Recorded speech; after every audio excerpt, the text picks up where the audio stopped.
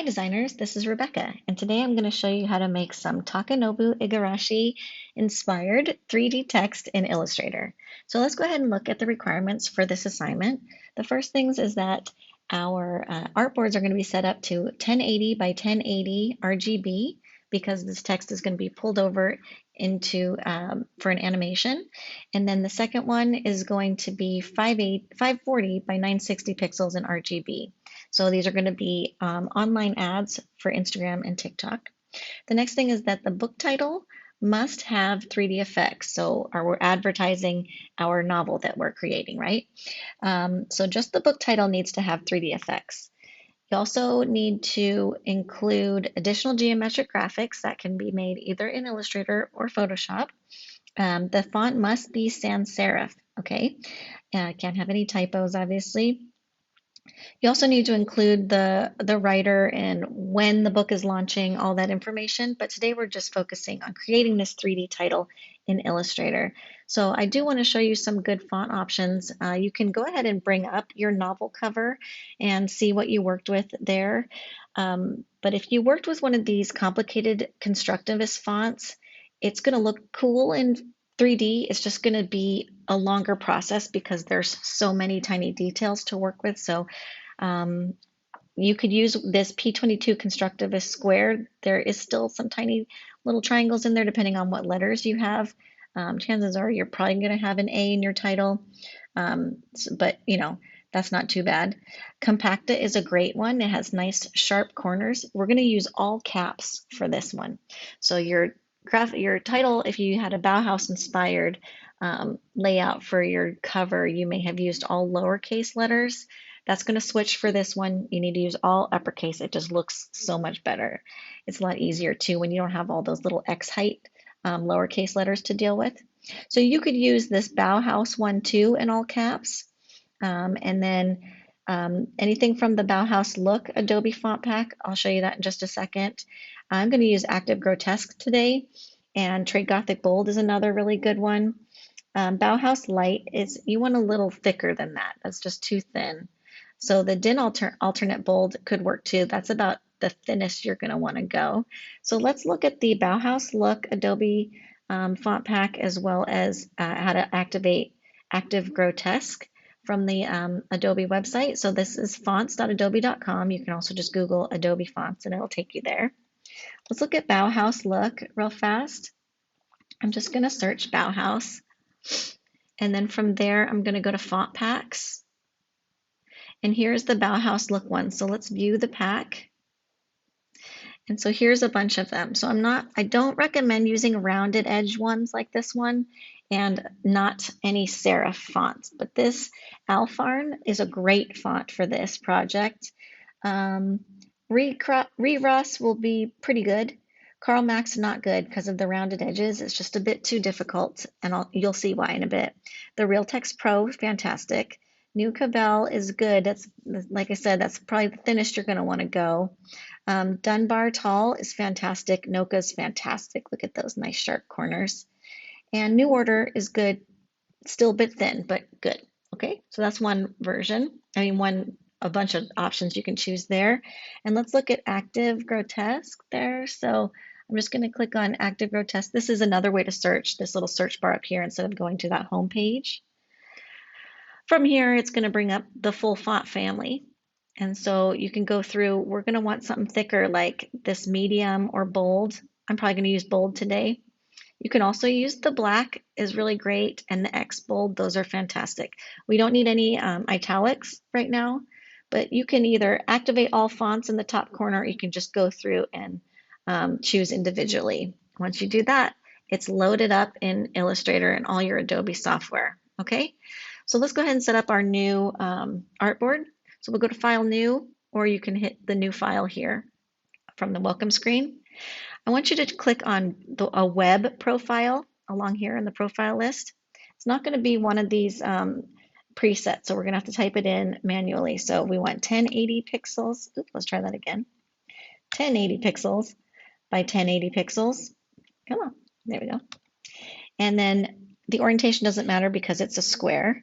We only want one artboard to start. and then no bleeds. Just make sure your color mode is RGB, and you could pump up your raster effects to 300 and hit create. Great. So there's our first artboard. Now we need a second artboard for that smaller ad for TikTok. So click on your artboard tool here. Let's go ahead. If you can't see your control panel along the top, go to Window, Control. You can just click on this little plus here. You could also do that over there in the Properties panel, but we're going to need the control panel a little bit later today. And then for your second artboard, click on Artboard Options. You can also just change it up here. So it was 540 by 960. There you go. So that's our new artboard. Okay, it's a lot different size, isn't it? All right, great. So let's go ahead and drop some text. I'm going to click on my type tool here. I'm going to go over here to my character panel and type in active. You can use any of those fonts that we looked at. I'll go with X-Bold today. I'm going to make it pretty big to start out just so I can read what I'm writing here. And I'm going to type in with all caps, The Wizard of Oz. Great. So I'd like this to be a bit bigger, so I'm just going to use my selection tool, hold down Shift to lock the proportions, and grab a corner and yank on it. Okay, great. So as you can see, our width is pretty different over on this side. So let me go ahead and rotate this text. So I'm going to click on my rotation tool. You can double click on it to bring up the rotate pop-up menu, and we want to rotate it 30 degrees. So as long as our rotation axis is at the beginning of that text, which it should be automatically, you can just type in 30 and hit OK. Don't hit copy. We don't need to do that right now. Okay, but I'm going to go ahead and duplicate this text while it's still live. Using my selection tool, I'm just going to hold down the Option or Alt key on my keyboard, click and drag with my mouse, drag this over towards that second artboard there. So on this second one, I'd like to keep a large size font, but I'm just going to do some line breaks here. And that's a lot better. So now I have a pretty good size font, but it fits within my artboard. You can also change that leading. It's a bit atrocious. It's too far off. So I like as a starting point when I'm doing something like this, I'll type in about the same size height as my text itself. So I'll 96 and just see how that looks. That's better. It's pretty tight, maybe 98, something, maybe 100. Okay, that's a little better. Still legible. So we can leave that alone for now. Let me go ahead and drop open my layers here. I'll lock that text so I'm not accidentally grabbing it and grabbing that layer because we're going to be working in our layers panel a lot today. So here's this first option here. We now want to expand this text for all the things that we're going to do to it. So I'm just going to go up to Type, Create Outlines. You can also go to Object Expand, whichever one, they do the same thing. All right, so now I have this first layer. What I'm going to do is zoom way in here. And I'm going to hold down my Option or Alt key again and click and drag. And I'm just looking at how separated they are. That's pretty good. I just want a little bit of separation. That looks good to me. So just a wee bit, right? So now I'm going to do that step again 8 more times because I want to have 10 of these stacked up on top of each other. So this is just doing the same transformation you just did. So that's Object, Transform, Transform again. But I like to remember the key command here, which is Command D, and I just think of it as duplicate. So that's Command or Control D. 1, 2, 3, 4, 5, 6, 7, 8 times. All right, so now I have this nice little stack of 10 words there. All right, so that's how it looks if we don't do anything to it. If we keep them all the same fill color, it's a little bit hard to read. So let me choose that top row of text. I'm just using my layers panel to click on that top row there, and I'll go ahead and change my fill color to green, and then let me that looks pretty cool as is, right? Since we're working with color now, let's go ahead and open up our swatches panel. So we go to Window, Swatches. Okay, I'm going to drop my swatches panel right above my properties panel and expand it a bit. One of the requirements on that spec sheet was that we need to use one of these libraries here for our color palette. So you can use the same color palette that you used for your cover just to make things easier and to make it your branding a bit more consistent. So we chose for that assignment art history. I chose Russian poster art for mine, so I'm going to stick with that. I chose this little. For this one, I'm choosing this second to the last option there, and you can just click on it, and it'll automatically show up in your swatches panel. Let me go ahead and close that Russian poster art panel, and I'm going to add a few more colors here by just clicking and pulling them into that folder group. I'll get some more greens in here. How about this one and the darker one? Great. So that's good. And I like to arrange my colors as like a spectrum. You can do whatever you want, obviously. Okay. So now I have these great colors. So now let me go ahead and just double click on the properties panel to collapse it a bit. I'm going to select the other layers below that green layer now by just holding down the Shift key as I click in my layers panel. And I'm going to change those to a different fill color. So there's that option, right? That looks pretty good. But we can do better than this, right? So let's go ahead and select all of them. I can just click and drag with my selection tool. In the properties panel, I'm going to change my fill to none and change my stroke to black. Let's give this a thinner stroke, like a 0.5, and check it out now. So that looks pretty cool, right? That's definitely a 3D option. Looks fine to me. You could have this be your solution for this title. So that's one. You can select just the top layer in your layers panel and give it a white fill. And that changes the look of it a lot. Kind of gives the bottom layers like a wire mode look, but still a little bit more legible, right? So there's that option. You can select all of them and give them all a white fill with that black stroke. And then you don't see, it's not transparent anymore. So that looks cool.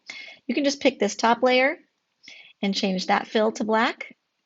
And it looks very modern and cool, right? Love it, love it. So those are all perfectly acceptable options. You can even just change the top one to a different fill color. But I don't like it with a black stroke if you change the color to a different color than white or black. I just think it doesn't look as clean. So let's give that a shot and just see what I'm talking about. Let me change the stroke just on the top layer there. See, that looks good. But if I give that, and it even gives it a bit of a glow since that one doesn't have a stroke. It's not as wide as the other ones that do have a stroke.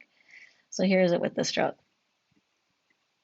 It's fine, but you're a better designer than that. You don't need to rely on the stroke all the time, okay? So there you go. So then the next thing that we can do is get rid of the stroke on all of these. No more stroke. No stroke, great. I'm going to select the layers that are after the green layer, underneath the green layer, I should say, and give them a different color fill. I'll give them this orange. It's this poppy orange that I've been working with from The Wizard of Oz. That's my whole inspiration. Okay, so I'm just making sure that that top green layer is not selected in my layers panel. And then you can give these a blend. So just go to Object, Blend, Make. That's a little bit easier that way when you're working with these layers there. And that looks really good. It's a little jagged, right? So you can change your blend options to more steps. If you wanted to get rid of that, just know that, that's more paths. And so the program's going to, run a little slower if you do that. So that's one way. Another way we can do it, let me undo Command Z before that blend option there. We need to choose each letter individually. Okay, so I'm going to use my group selection tool. You can also go through and ungroup all of these things, but then your layers panel is going to be so long. So I'm just going to go ahead and lock my green layer for now. Choose my group selection tool and just click and drag a marquee around part of all 9 of these orange T's. Then from there, I'm going to bring up my Pathfinder window. So go to Window, Pathfinder. And I'm going to tuck this in over here. So the Pathfinder merges shapes in different configurations to show different parts of the shapes. We're going to choose the first option here. It's Unite. So click on that, and now all of these are one solid shape here. Okay. The only thing is we still have this jagged edge. We don't want that. So the easiest way to get rid of this is to click on my direct selection tool this time. And I'm going to go through and make a marquee around these points without selecting this very topmost anchor point and this very bottommost anchor point. Then just go up to your control panel and click on this remove selected anchor points. Don't hit delete, hit remove selected anchor points. And now you have a nice straight edge there. So I can do the same over here. Click and drag.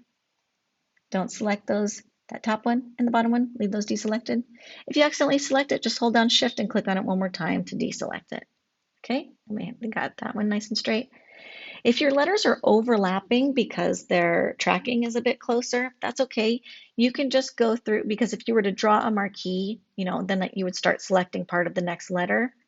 If that happens, just click on one of the anchor points. It's going to show you all the rest of them there, and then hold down shift and go through and manually click. I know, takes a little bit, but at least you can then make sure that you're not selecting anchor points and paths from the neighboring letter, right? So go ahead and click on that, remove selected, boom, lovely, lovely. So from there, I'm going to unlock that green layer, select it, use my selection tool, and I'm just going to nudge it down with my arrow keys on my keyboard. I just hit that down arrow a couple times, and it worked perfectly for me. You may need to use your mouse. It depends on how close your original stacked layers were set up when you first did that first duplication action there. Let me go ahead and zoom out. Okay, so there's that. And then from there, you can easily change these shapes, the fills and stuff. So that looks good. Next thing, what you can do is actually create different faces for each edge of your letter. So this part takes a little time, but it is worth it because it looks really cool. So I'm just going to use my pen tool for this. And I'm going to unlock that T because I need to see those anchor points basically. So I'm just going to click here to start my first anchor point. And then if you unlock the T, it's going to snap to these other anchor points. So I like that. And so this is only going to work if you have a font with nice sharp corners. So that's why I was recommending that in the first place. I tried this with a font that at first didn't look like it had rounded corners until I zoomed way in, and it was so tedious. I had to go in with my convert anchor point tool and round out those edges, and man, it was not fun. So there's that. Let's go ahead and make another face here with my pen tool. I hit P on my keyboard if I used a different tool. I'm just clicking here, clicking away and making sure that I close that shape. Let's go down here. It's easier to start away from the shape you just created because then your pen tool is not trying to select the path that you just made, right? Make sure, even if you have your fill on, these shapes have to be closed for this to work. Make one for you and you. I love this snapping. It just makes it so much easier, doesn't it? Close that shape. One more. This one you might not have to actually do because it's hidden under all these other layers, but just for good practice, right? Let's go ahead and do it. Great. Okay, now this letter has a bunch of different faces. You can't tell, but if I hover, you can see them, right? So once we have these faces created, we can now use our live paint bucket tool, which is pretty fun. So let me grab it. Oh, let me go to Window. If you have a basic toolbar here that's not showing all your tools, go to Window, Toolbars, Advanced. Bring up all those tools. I'm going to hit these double arrows because I like a nice, long, skinny toolbar there. So our live paint bucket tool is right here. It's under the Shape Builder tool drawer there. Okay, you can hit K on your keyboard to activate it. So the way that this works is it's going to toggle through all of these different swatches in your swatches panel. But I'm going to show you something pretty neat. So I'll go ahead and click here to start on the red. And you can see that red is loaded there in my paint bucket tool. I'm getting this crosshairs because you cannot drop paint from the live paint bucket tool unless you select the faces first. So let me go ahead and click my selection tool. I'll hover over everything on this letter. There you go. I just drew a little marquee to select all those faces. Now, if I go back and hit K for my live paint bucket tool, it should be working, but I don't know. Anyway, I don't see okay, whatever. So I'm just using my arrow keys on my keyboard to scroll through the colors. Look over there in my swatches panel. You can see it scrolling through there as well. If I get out of this paint bucket, this group, it keeps recycling through this group, okay? If you're not in a group, it'll cycle through these ones up here in the top. But let me show you some ways to make this look even more 3D. So I'm going to go into my library, my swatches library here, and I'm going to choose gradients. So working with gradients is a really nice way to make things look three-dimensional. You can choose any of these gradients. I recommend choosing things that are within your color palette though, just to keep it from getting too crazy. And today I'm going to show you the metals one, just because it's fun, and we do have a Tin Man, right, in the Wizard of Oz. So, oops, I didn't mean to snap that in there. Let's go ahead and just click one time, and it automatically adds it to your swatches panel. Now, gradients cannot be made into a color group. I don't know why. Adobe, can you please just make that possible? It seems like some simple programming, but I'm no programmer, so what do I know? But I'm just going to go through just for fun and add all of these vertical gradients. I'm not going to add these radial gradients. It's not going to give me that nice tall 3D effect that I'm looking for today, so I'm just adding those vertical ones. I'm going to close this up. Close you up. I said close this panel. Let me go ahead and drag this. Okay, now I have more room to work. So from there, let me start on the first gradient, and then I'll use my arrow keys on my keyboard to cycle through these others. So when you hover over oh, you know, the other thing, I have to expand these shapes. That's why it's giving me that option, that weird crosshair there. So let me click on these. I'm just holding down Shift, clicking with my selection tool. No, I got to do them individually. Sorry, otherwise they'll group them all together. So Object, Expand, click one time, Object, Expand, click one time, Object, Expand, click one time, Object, Expand, one more time, Object, Expand. This one's already expanded.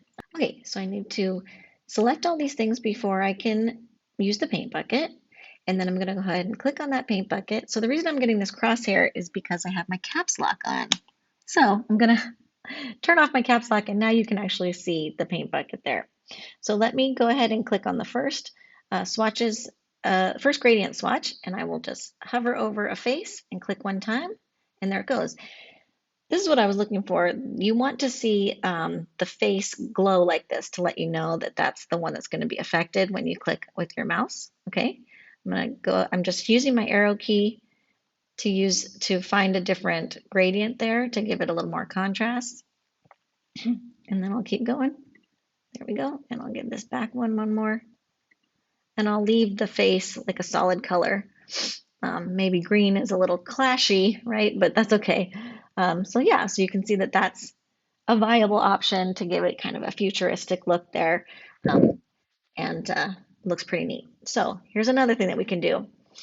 Let me click on a shape here. I'll use my group selection tool to click on a shape. We can go into the effects panel. You can use any effect also, but we're going to go ahead and work with the 3D and materials effect option. So I'm going to go to effects, 3D materials, and then click on materials.